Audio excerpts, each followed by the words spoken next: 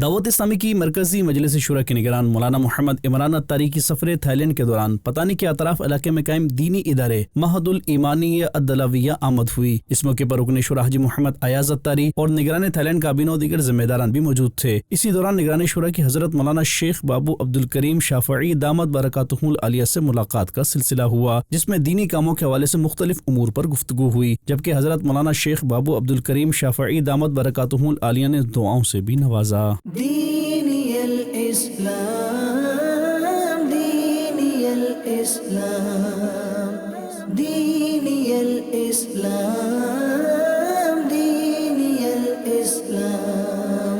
اسی دوران نگران شورا نے ادارے سے متصل طلبہ کرام کی رہائشی کمروں کا بھی وزٹ کیا اور مدنی خبروں کو بتایا۔ ان کے کمرے کا آپ سائز دیکھ لیں، کہ میرے طلبہ کرام بھی دیکھ لیں کہ یہاں پر تھائی لینڈ کے اندر جو علماء بنتے ہیں، درس نظامی کرتے ہیں، ان کے یہ کمرے ہیں، لکڑی کمرے، یہ ان کی کتابیں رکھی ہوئی ہیں، یہ ان کے بیٹھنے کی جگہ ہے،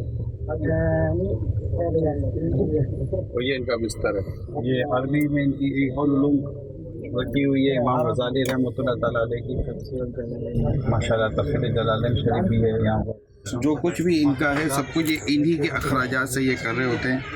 یہ ایک بہت ہی اہم ترین اور ایک منفرد ماڈل ہے جو اس وقت میں آپ کو دکھانے کی کوشش کر رہا ہوں۔ جبکہ ادارے کے طلبہ کرام سے بھی ملاقات کا سلسلہ ہوا۔ دینی الاسلام،